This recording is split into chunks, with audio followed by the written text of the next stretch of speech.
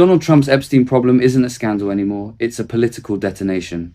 And last night, the blast radius hit Fox News so hard that one of their hosts actually cracked on air when Epstein evidence rolled across the screen. That's where we are now. Folks, the MAGA world is imploding. Trump's losing grip on his own supporters, his inner circle is in open chaos, and the propaganda machine built to defend him is suddenly useless. They can't spin this. They can't distract from it. They can barely keep themselves together on live TV. Why? Because Trump knows what's in the Epstein files. And Ghislaine Maxwell was not asked a single question about that email by Donald Trump's criminal defense lawyer, who now serves as Donald Trump's Deputy Attorney General, Todd Blanche, who went to Florida to do a so-called interview with Ghislaine Maxwell.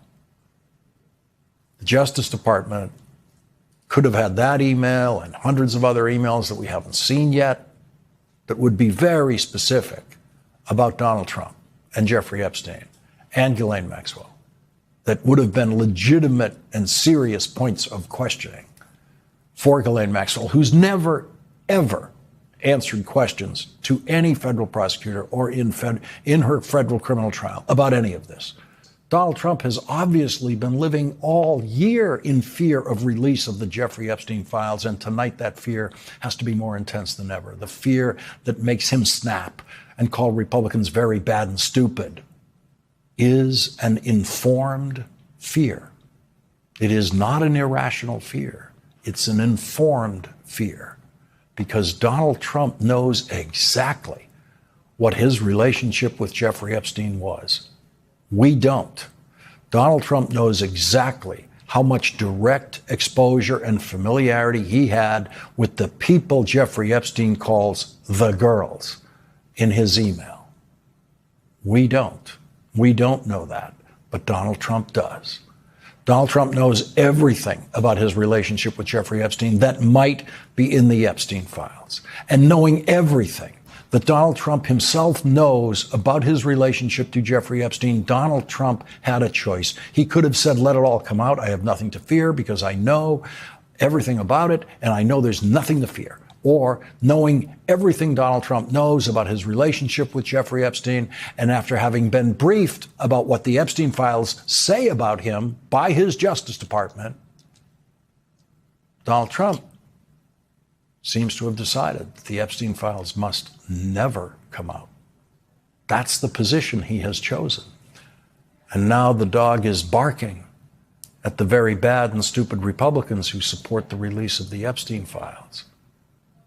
After the dog barked at those Republicans and called them bad and stupid at 2:03 p.m. today, 4 hours later, Politico reported senior Republicans privately believe dozens of Republicans will vote for it, possibly 100 or more, according to 5 people granted anonymity to speak candidly. And so the mad, barking dog might be on his way to creating the biggest bipartisan landslide vote against Donald Trump the House of Representatives has ever seen.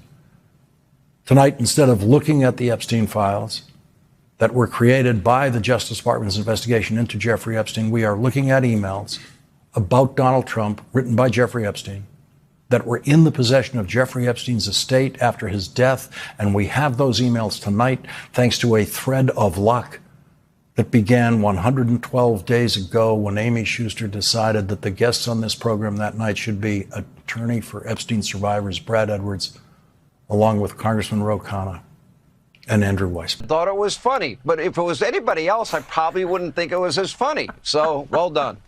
Thank you for being the only one on the right that gets the joke. Sean, it was a joke. And then, you know, the funniest thing about this story is Trump's all over the Epstein files. And I wonder if they're going to release that after the big bombshell. I didn't see anything about that on Fox News today. Yeah. Okay. So let's release them. Let's release those files. Is this what passes for news? Is this what passes for news on Fox News? Why did you kiss her feet? I mean, think about the contrast, Sean. President Trump bringing trillions of investment into America, giving Americans trillions of dollars in tax cuts. And what do Democrats do in their big moment? They steal hardworking money from our taxpayers, they cancel their flights, and they destroy billions of dollars in economic value. You will not see a clearer contrast. The Democrats are the party of destruction. President Trump is leading the party of creation, opportunity, and wealth. I think we need to investigate and interview Maxwell again, although, of course, her credibility is not very high. But we also know that there are other emails. There are more emails that likely mention Donald Trump, and we need to investigate those and see really two things. I mean, there's a question about what happened with underage girls, but there's also a question of how many people, including Donald Trump, did they know about the abuse, and did they just sit there and not do anything with the abuse? And that is, in my view, equally damning. I mean, who does that if you know someone is raping junior high girls to just sit there and still be friends with them? And this whole thing is going to come and be exposed, both Donald Trump and what I call the Epstein class. They need to have their day of accountability. What do you expect to see next week? Is it just the vote on the discharge petition, or will there be any other developments next week? Well, there'll be the vote on the discharge petition. Of course, the numbers matter, Lawrence. You're more of an expert on the Senate than I am. But the bigger the number in the House, the more likely there is that this gets taken up in the Senate. And I'd like it to get taken up in the Senate because that's really obviously what will force the release. But it also will send an incredible message in this country of people standing up to Trump. There's also further investigation. We expect more document releases. And then we have a press conference on Tuesday. Marjorie Taylor Greene, Thomas Massie and I, Bradley Edwards, and the survivors. And they're some of the survivors who haven't told their story before. And they're going to talk about what really is in these files and what they want to see in terms of justice. Congressman Ro Khanna, thank you very much for joining us once again tonight on this important story.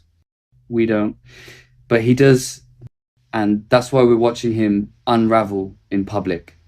Lawrence O'Donnell laid out the crucial point. Trump's team didn't ask Ghislaine Maxwell a single question about emails connecting her. Epstein and Trump emails his own people had access to. They avoided them on purpose. That's not incompetence. That's fear. Trump had a decision to make. He could be transparent and say, release everything. Or he could spend every waking moment trying to bury the files. He chose the cover-up, and now he's snapping at Republicans, calling them bad and stupid for supporting their release. The hilarious twist? Hours later, multiple reports said dozens of Republicans, possibly over 100, might vote against Trump to force the files public. This could be the largest bipartisan rejection of his leadership the House has ever seen. And then came the Fox News meltdown. Stephanie Miller brings up the Epstein evidence on Hannity's show, and he practically combusts on camera. Stephen Miller follows and collapses into a rant about tax cuts because he can't defend Trump on the actual issue. Fox avoided this story all day, and the one time they couldn't dodge it, they broke. Even Trump's own Truth Social fans are demanding he release the files. When your loyal base turns into your prosecutors, you're in trouble. And the desperation is showing. They dragged Lauren Boebert into a secure room for a classified briefing on the files. A classified briefing for something Trump keeps insisting is a non-issue. If it's nothing, why all the secrecy? Why the situation room? Why the panic? Megyn Kelly, meanwhile, admits the emails are bad for Trump, but what's she upset about? The PR strategy. Not the abuse, not the victims, just the optics. That's how morally bankrupt this orbit has become. Meanwhile, people actually taking this seriously, Ro Khanna, Robert Garcia, Jasmine Crockett, are calling for more documents, more testimony, and more sunlight. Survivors are preparing to speak next week. And the vote to force the release of the Epstein files is right around the corner. The truth is simple. Trump can't spin this. Fox can't hide it. His allies can't protect him. And the more they try, the more obvious the panic becomes. This isn't just a story anymore. It's a reckoning, and it's only just getting started.